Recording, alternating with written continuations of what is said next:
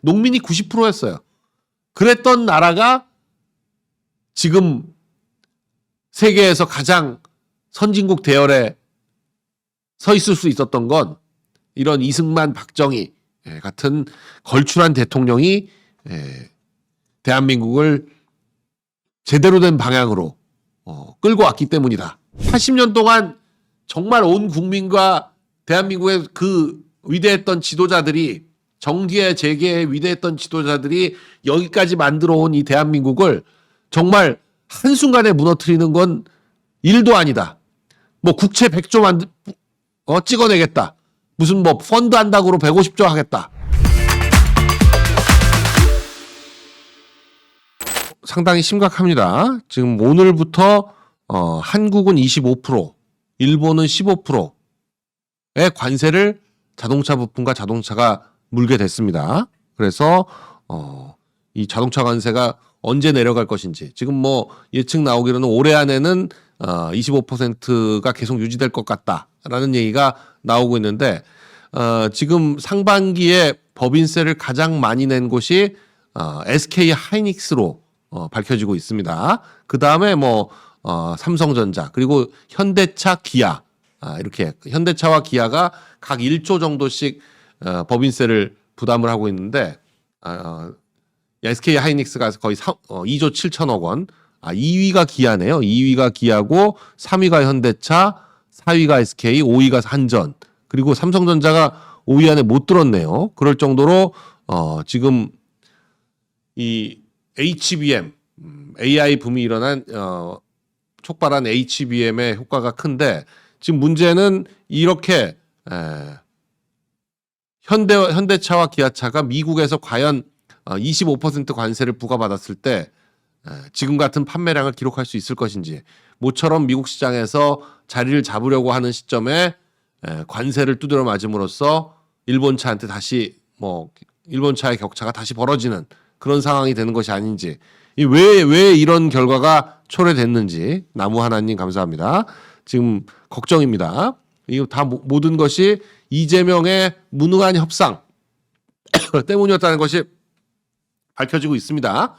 아니 너무나 협상이 잘 돼서 합의문이 필요 없다고 한 얘기가 있었는데 바로 그게 거짓말이라는 게 밝혀지고, 지금 저희가 3,500억 불의 협상을 했다고 했을 때부터, 아니 환율 통화 보유고가 4천억 불이 조금 넘는데 어떻게 3,500억 불을 현금성으로 미국에 투자할 수가 있느냐, 이게 말이 되는 소리냐.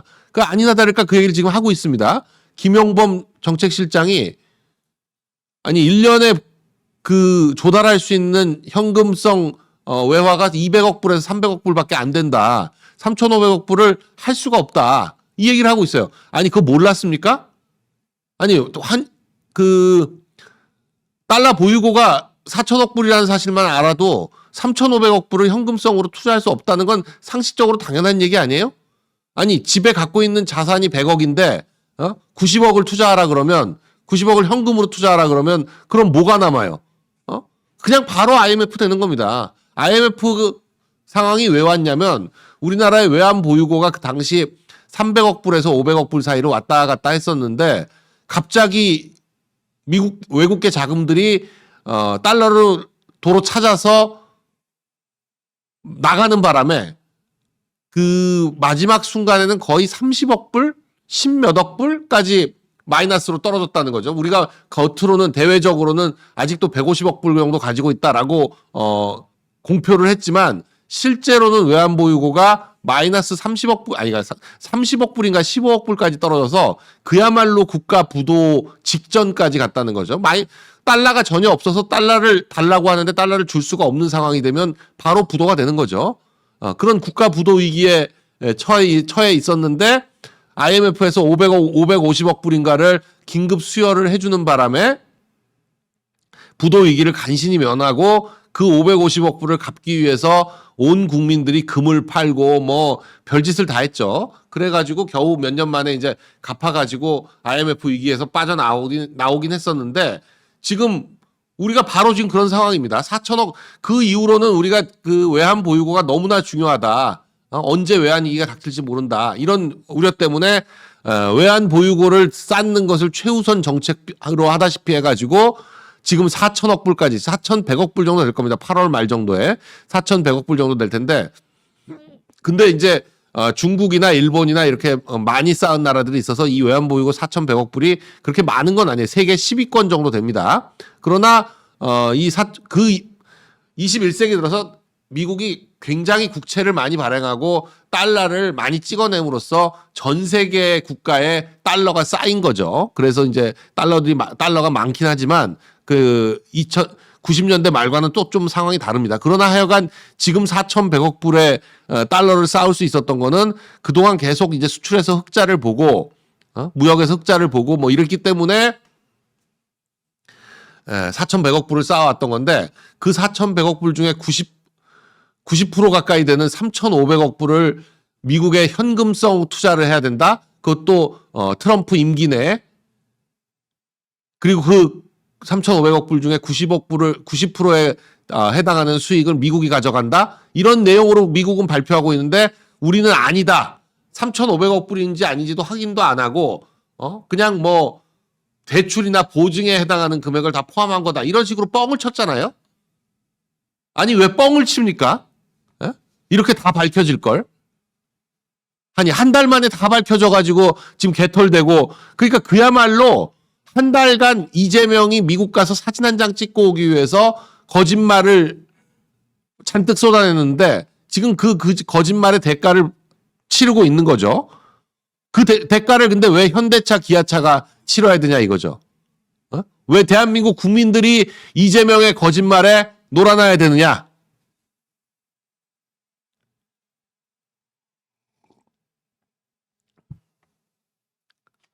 온리우님, 재명이가 우리나라 기축통화국이라고 하지 않았었냐. 자, 그런데 그래서 지금 우리가 미국한테 얘기한 건 통화 스와프를 무제한으로 해달라. 그러니까 원화를 가지고 달러로 무제한으로 바꿀 수 있도록 해달라라고 했었는데 미국이 당연히 거절하죠. 지금 거절했는데도 불구하고 거절했단 말은 제대로 안 나오고 부정적 기류가 강하다 뭐 어쩌고 저쩌고 했는데 사실상 저것도 지금 MBN이 단독이라고 하는데 사실은 이미 몇몇 언론에서는 바로 거절하는 의사를 표시했다 이런 식으로 나오고 있어요. 미국 측에서는. 그러니까 통화 스와프를 역대 2번을 한 적이 있는데 그것도 겨우 1년 6개월 정도 2번 했었는데 그 2번의 경우 모두 미국이 아쉬웠던 때입니다. 우리가 아쉬워서 미국한테 통화 스와프를 해달라고 하면 미국이 해준 게 아니고 미국이 문제가 있어서 미국이 외화 상황이나 뭐 여러 가지가 문제가 있었기 때문에 달러와 원화를 바꿔서 언제든지 달러를 찾을 수 있도록 하자. 이게 통화 스와프를 하는 거지. 지금처럼 우리가 어려운 상황에서 미국이 돕기 위해서 달러를 통화 스와프를 하는 게 아닙니다. 그러니까 당연히 미국 입장에서는 통화 스와프를 해줄 리가 없죠. 근데 그냥 무조건 말도 안 되게 통화 스와프 요청하면 해줄 것처럼 아니 이쁜 친구가 해달라 그래도 해줄까 말까 한 그런 통화 스와프를 내 돈과 네 돈을 바꾸자. 이쁜 애가 해줘도 해줄까 말까 한데 지금 역대 미국이 볼 때 가장 또라이 같은 이상한 왕따인 애가 국제 왕따인 애가 통화 스와프를 마치 당당히 요구하듯이 하고 있는데 들어줄 리가 있어요? 당연히 안 해주지. 결국 이 이재명과 대통령실의 거짓말의 피해는 바로 국민들이 겪고 있다. 지금 현대차 그룹은 뭐 타격이 불가피한 상황인데 2분기에 미국 관세 여파로 합산 1조 6천억 원의 영업이익 감소를 경험한 바 있다. 그러니까 지금 상반기 그러니까 8천억 원, 9천억 원 이렇게 지금 법인세를 냈는데 지금 하반기에는 아예 영업이익 자체가 왕창 줄어들어서 법인세를 거의 못 낼 수도 있다. 이런 상황이 됩니다.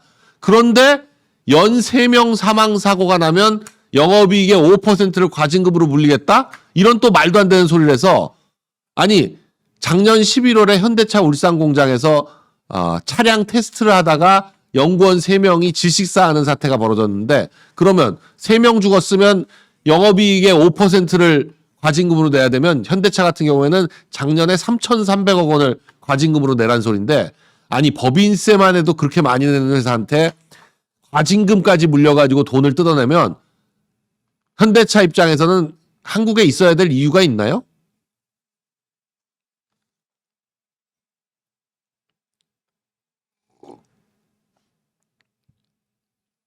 정말 3개월 만에 나라가 아작이 나고 있다. 아작이 나고 있다.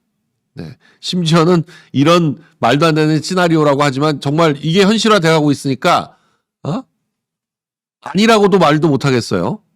나라를 빨리 거지 국가로 만들어 가지고 아니 우리 지금 이렇게 가면 IMF 사태처럼 금방 돈 다 떨어져 가지고 어디선가 돈을 빌려야 되는데 또 미국이 지금 자기 나라 투자하라고 했는데 미국이 빌려줄 리가 있습니까? 미국이 지금 투자하라고 해가지고 돈이 없어지는 건데 그럼 돈 벌릴 때는 중국밖에 없는데 중국이 돈을 꿔주면 계속 말씀드리지만 1대1로의 정책에서 돈을 꿔줄 때 국제적으로 차관 금리가 보통 1.5에서 2%인데 연간 중국은 4에서 5%로 빌려주는 바람에 이 중국의 차관을 빌린 나라들이 전부 지금 파산 지경에 처했다는 거죠. 단 10년 만에. 연간 4에서 5%라는 금리가 개인들 주담대니 개인들이 돈 꾸고 회사가 돈을 꿀 때는 이 정도면 굉장히 낮은 금리라고 하지만 국가 간의 차관으로 빌릴 때는 4% 5%는 어마어마한 고리채입니다. 왜냐하면 국가가 돈을 빌리는 이유가 무슨 큰 수익이 있어가지고 돈을 벌기 위해서 돈을 빌리는 게 아니라 국가가 어디단가 투자해야 된다는 건데 국가의 투자라는 게 결국 다 사회 간접 자본이나 뭐 이런 거잖아요. 그러니까 도로나 항만 같은 거 건설해가지고 연간 4%에서 5% 이익을 나기가 쉽지가 않습니다. 연간 4%에서 5% 이익이 많이 난다고 하면 민간 자본이 다 들어가죠.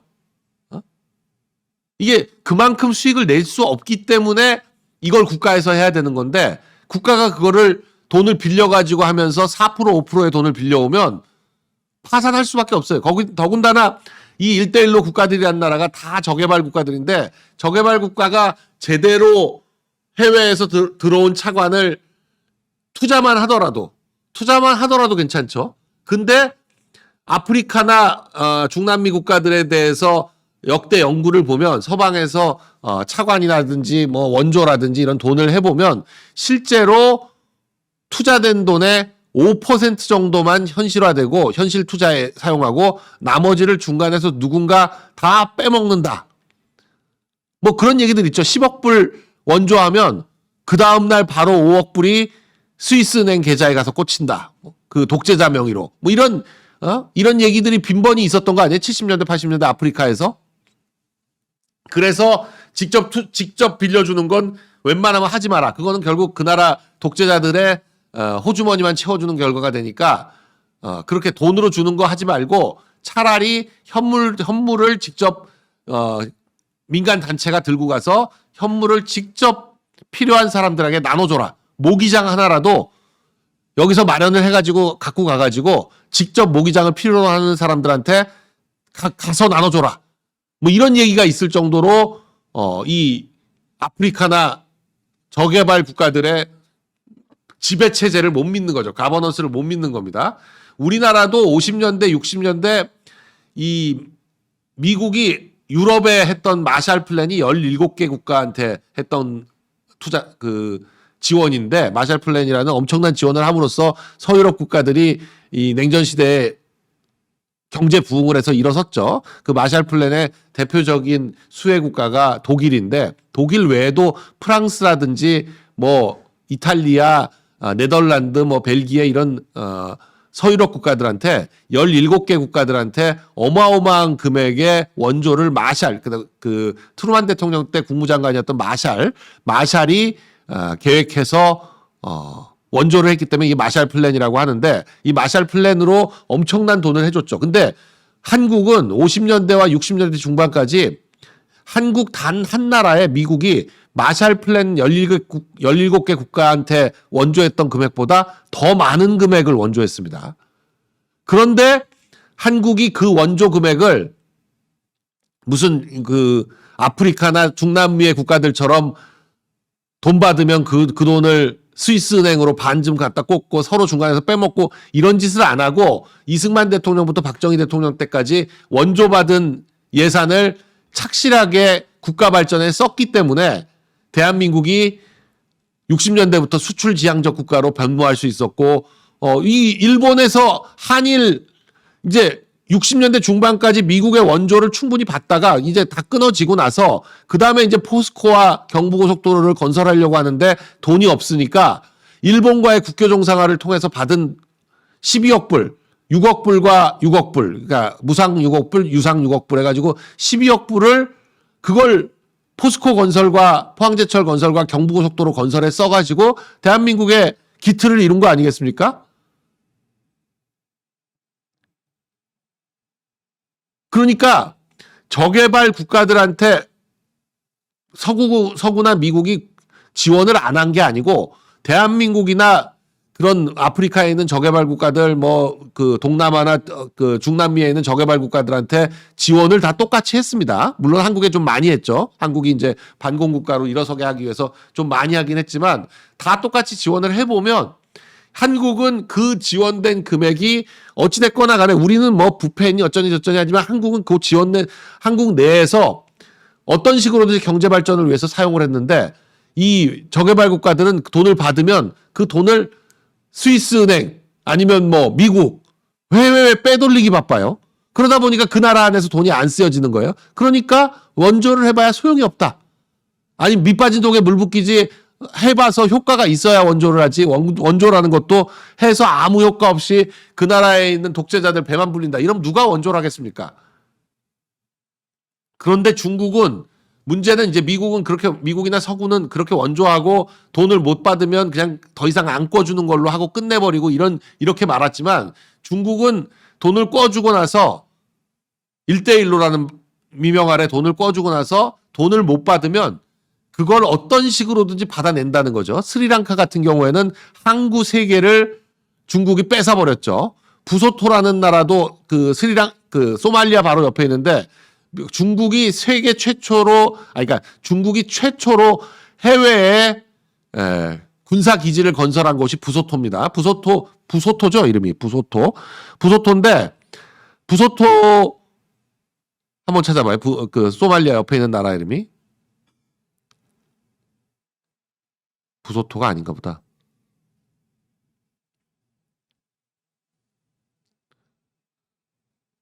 중국의 첫 해외 기지, 해외 군사 기지. 소말리아 앞에서 지도를 봐봐요. 소말리아, 이디오피아 지도를 보면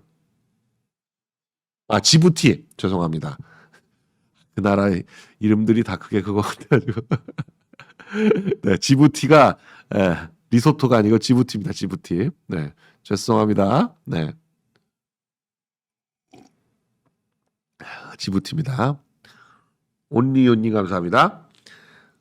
이 지부티도 결국 1대1로와 관련해서 군사기지를 만든 건데, 네, 잠마왕님 감사합니다. 네, 굶주린 국민은 하루 끼니를 찾지 자유를 안 찾는다. 그래서 독자국 국민들이 굶주리고 가난하다. 네, 부소토 만든 지부티 부자 하나는 건졌네요. 네. 그런데 하여간 이런 원조를 받던 국가에서 원조를 주는 국가로 변모한 나라는 전 세계에서 대한민국 하나라는 거죠. 전 세계에서 대한민국 하나라는 겁니다. 그게 이승만 대통령, 박정희 대통령이 기반을 제대로 건설하고 이승만 대통령과 박정희 대통령이 미국의 원조를 자기 호주머니를 채운 데 쓴 게 아니라 그걸 전부 국가 발전과 경제 발전을 위해서 다 썼다는 거. 이승만 대통령은 그 원조 받은 돈을 주로 이제 교육을 위해서 썼죠. 1948년에 우리가 건국을 할 때 대한민국의 대학생이 2,000명이었습니다. 근데 12년 후에 1960년에 이승만 대통령이 하야할 때 대한민국의 대학생이 10만 명이 됐어요. 10만 명이 됐습니다. 그러니까 결국 이승만 대통령은 본인이 만든 그 수많은 대학교들의 대학생들에 의해서 끌어려 내려왔지만 이승만 대통령은 그런 교육이 가장 중요하다. 교육이 지금의 대한민국을 잘 사는 국가로 만들기 위해서는 국민들의 교육시키는 것이 가장 중요하다. 이런 인식을 가지고 이 교육기관을 정말 많이 확장을 했습니다. 1948년에 건국할 때 대한민국 국민 2천만 중에 1,800만이 농민이었습니다. 단 10%만 정말 무슨 뭐 공무원, 군인, 아니면 그야말로 뭐 우리가 알고 있는 많은 뭐 기업 하는 사람들, 상인 뭐 이런 사람들 모든 사람 다 합쳐도 10%도 안 됐어요. 학생 뭐 다 합쳐도 10%가 안 됐는데 농민이 90%였어요.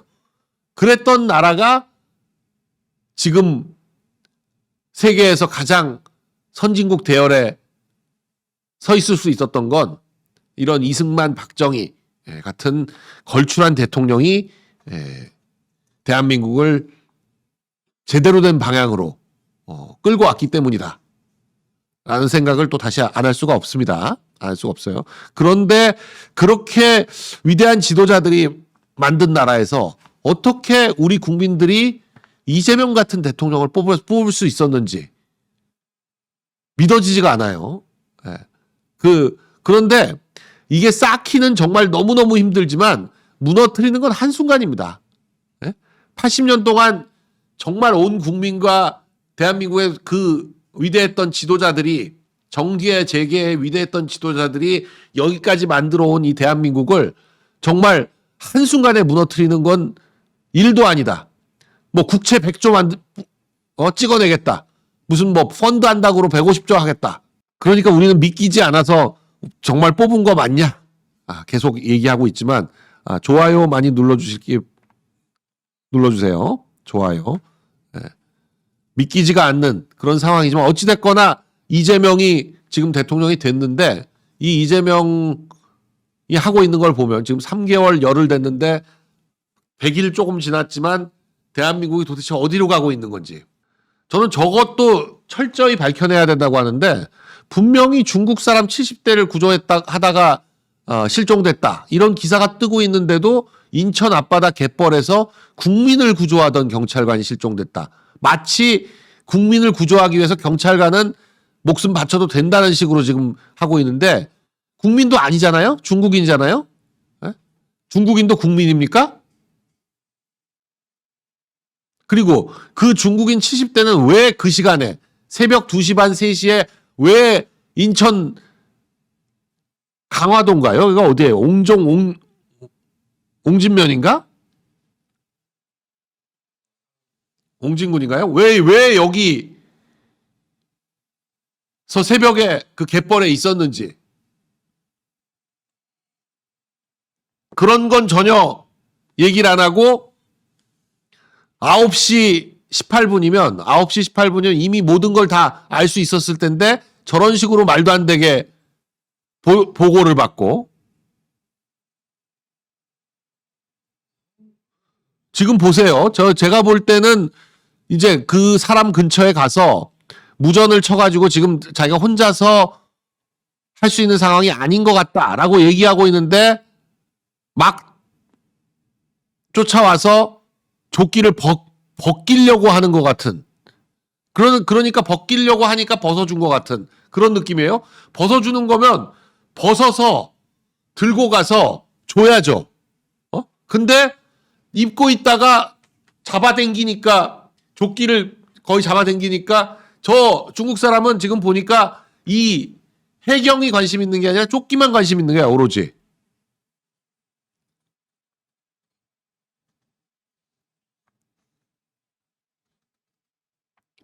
아니 세월호 때도 경찰청장이 사의 표명했습니까? 해경청장이 사의 표명했어요? 용산 이태원 사고 때도 용산 경찰서장 사의 표명 안 했는데 경찰서장 사의 표명 안 했는데 지금 해경청장은 왜 사표를 낸 거예요?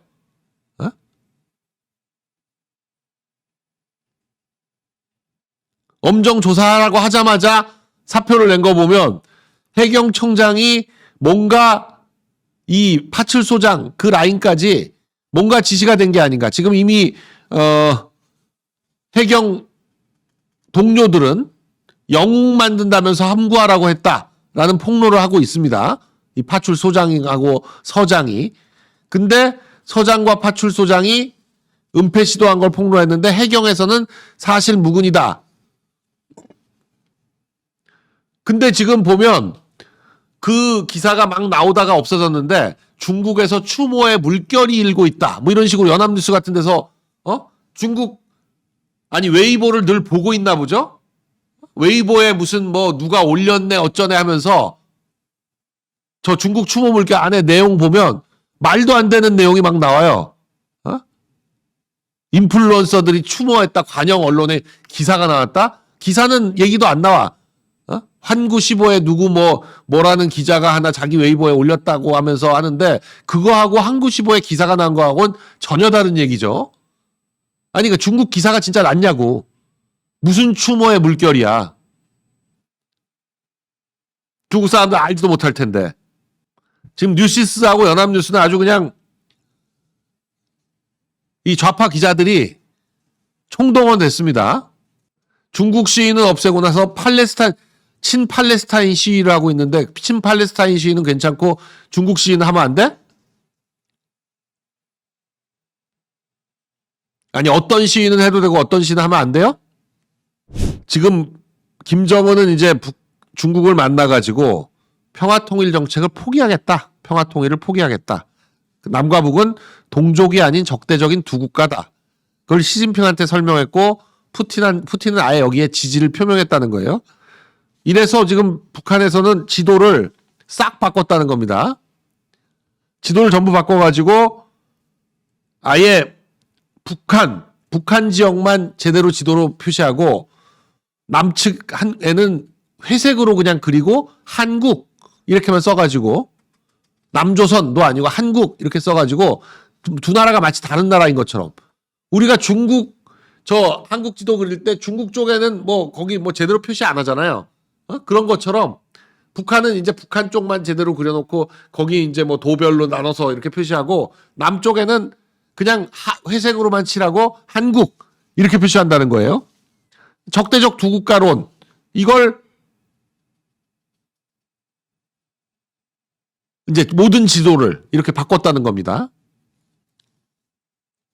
북한은 이렇게 적대적 두 국가로 해서 통일이니 뭐니 다 포기하고 각자 살아가자 이렇게 달려가고 있는데 아직도 지금 시대착오를 하고 있는 이 문재인과 경기도 김동연 이런 사람들은 9.19 평양공동선언 7주년 평양공동선언 아무도 기념 안 해요. 아무도 기념 안 하는데 문재인과 그 따라지들만 아직도 그 헛꿈에서 벗어나지 못해서 문재인이 그때 김정은한테 USB에 도대체 뭘 담아줬느냐. 그게 아직도 미스테리인데 상식적으로 그냥 이메일로 줘도 될 걸 굳이 USB에 담아줬다는 건 미국 몰래 주려고 한 거죠. 미국 몰래. 직접 그걸 담아서 직접 줬다는 건 미국이 그 내용을 알면 안 된다. 이런 차원에서 한 거죠. 이정원님 감사합니다. 아니 지금 주로 이제 문재인 빠들이 합쳐가지고 문재인 정세현, 이재정, 서훈, 정동영, 김동연 이렇게 해서 이런 사람들이 권노갑, 임동원 이런 평양 공동선언 7주년 기념사 이런 걸 한다는 건데 마치 무슨 외국 뭐도 있는 것처럼 프리드리 에버트 재단이 후원한다라고 하고 있는데 이 프리드리 에버트 재단은 어디냐면 독일의 공산당이 만든 재단입니다. 독일의 자민당이 만든 재단은 아데나워 재단이고 독일의 당들이 독일 정당마다 재단을 하나씩 가지고 있어요. 이건 프리드리 에버트 재단은 독일 3인당이 만들었구나. 3인당. 프리드리 에버트 재단은. 그러니까 이 독일의 자민당 그러니까 기민당, 기독민주당이 만든 우리식으로 하면 이제 우파 정당이 만든 건 아데나워 재단입니다. 그러니까 이 독일의 좌파 정당이 만든 재단에서 후원하는 걸 마치 무슨 객관적인 무슨 외국의 단체가 후원하는 것처럼 그렇게 하고 있는데